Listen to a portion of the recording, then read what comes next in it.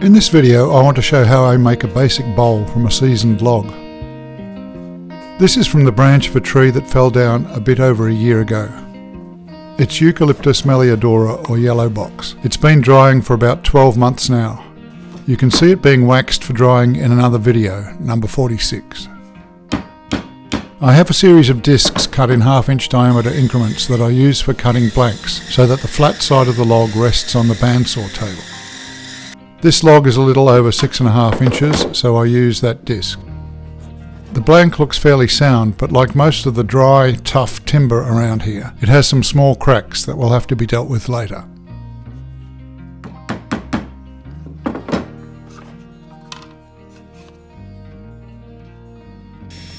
The blank is drilled and mounted on the faceplate with a single coach bolt. For a small bowl like this one, that will be strong enough.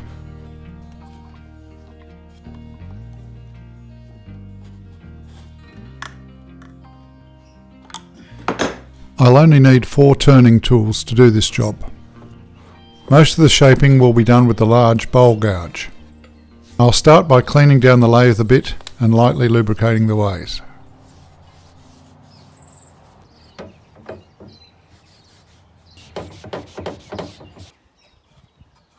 I have an Air Shield Pro mask that I wear for dust protection and in the case of the unexpected projectile. With a nice freshly sharpened gouge, I start the shaping.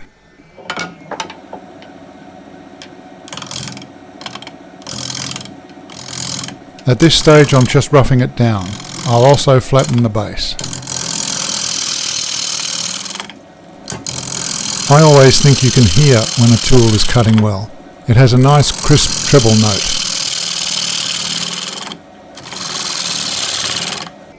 There are a few wormholes here that I wasn't expecting, but not enough to ruin the piece. I'll think about the options of dealing with them later on.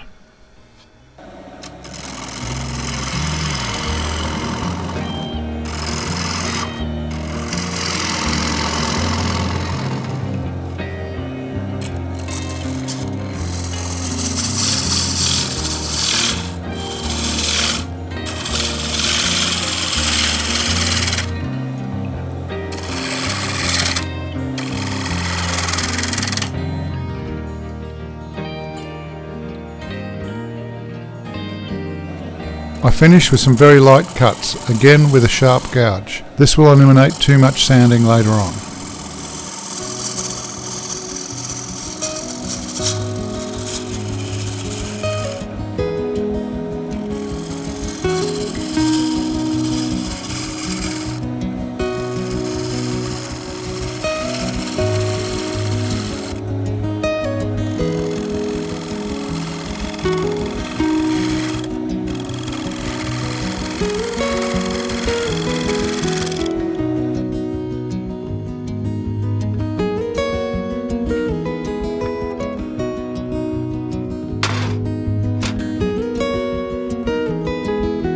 At this point I also cut the tenon that I use to mount the bowl in reverse for hollowing.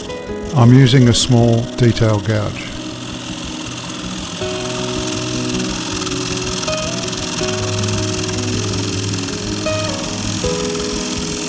I'm also very conscious of the outer profile shape here. This will be the form of the bowl. I'm looking for a nice parabolic curve. Now it's time to reverse the bowl for hollowing. My chuck doesn't have the jaws on it, so I'll have to mount them. It's important to match the jaw numbers with their proper spot on the chuck.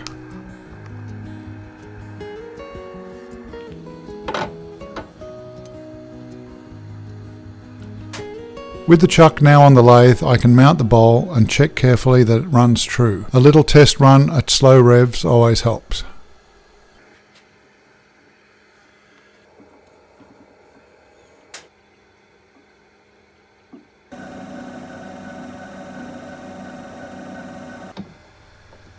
Now I'm ready to hollow the bowl. Firstly I take off the very outer corner of the blank. This is often very sharp and it can get close to the flesh. I'm a lot happier when it's blunted off.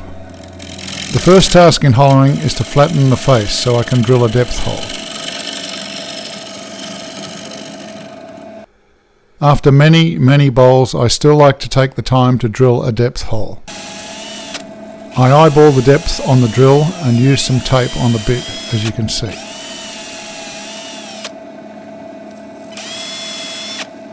Now I can start hollowing and the chips start flying.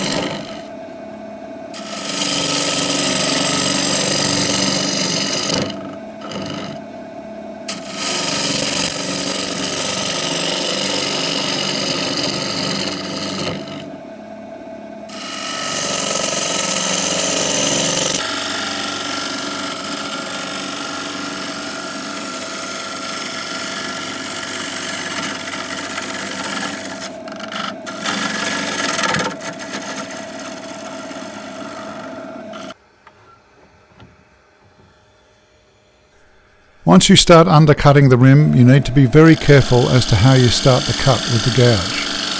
I make sure that a very small part of the bevel is already inside the rim before taking the cut. If you're not careful, the rim and the spiralling force of the spinning bowl can throw the gouge out and you'll get a catch.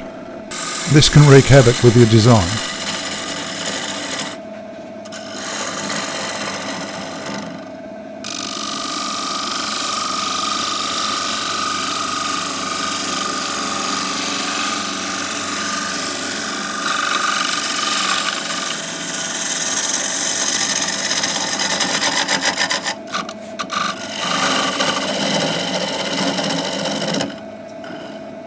I occasionally stop to feel the ball thickness.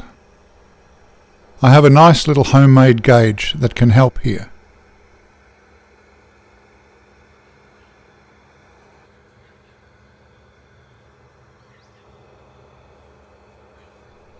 Once I'm almost down to depth, I reach for my scraper. I use it to make the final internal cuts. This scraper has a big, heavy handle to soak up vibrations. It's also freshly sharpened. When using the scraper, it's important that the tool rest is high enough that the scraper cuts above centre. If the cutting edge is below centre, it will dig into the rotating wood and can catch.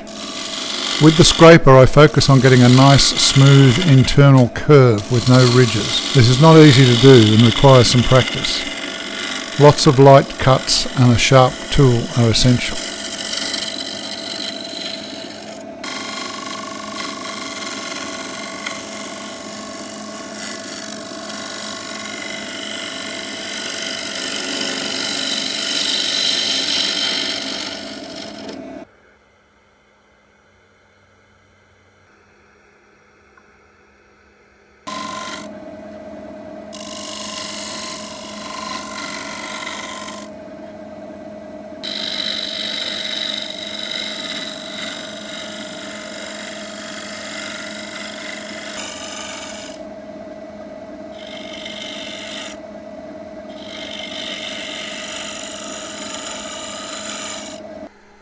I'm also going to clean up the outside of the rim at this stage. You can see there are still some bandsaw cuts visible, and I want to blend this part with the curve of the rest of the bowl.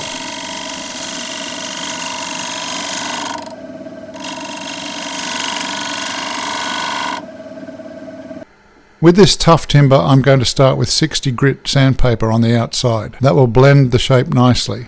I always reduce the revs when sanding to keep the heat down. Also, the paper seems to cut better at low revs. Then I'm going to do the rest of the bowl, going through the grits up to 350.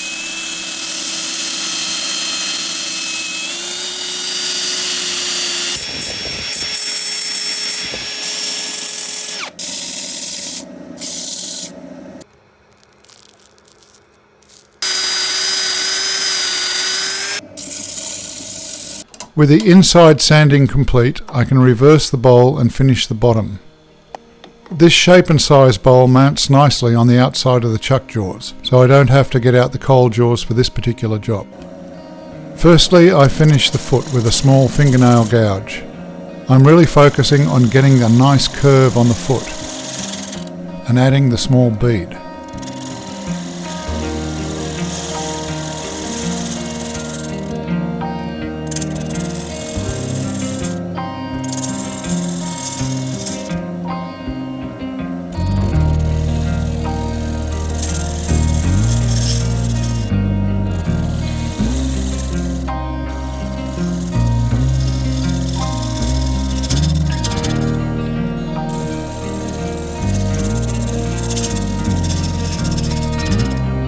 At this point I want to refine the line of the bowl so that it's more parabolic. It's difficult to do this with a gouge, so I use a small flat scraper which makes the job easy. This small refinement is important in shaping the form and can make the difference between a bowl that's ordinary to one which is more sophisticated. And by that I mean it rises from the foot rather than sagging over it. You can notice that the foot of the bowl is about 1/3 the width, which is a fairly easy rule of thumb to guide a design. Then I hollow out the base with the gouge turned over and pointing inwards.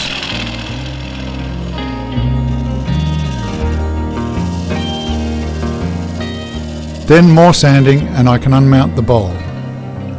I fill the very thin cracks with super thin CA glue and stabilise the frass in the wormholes as well. The very thin glue will sink deep into the cracks to stabilise them as well. I use a few shavings to help the glue dry and to fill up the wider parts of the cracks with some sawdust. I was going to leave the big wormholes, but eventually I filled them. So that's my basic bowl from a log, but I couldn't resist the temptation to decorate it a little, so you can see that process in the next video.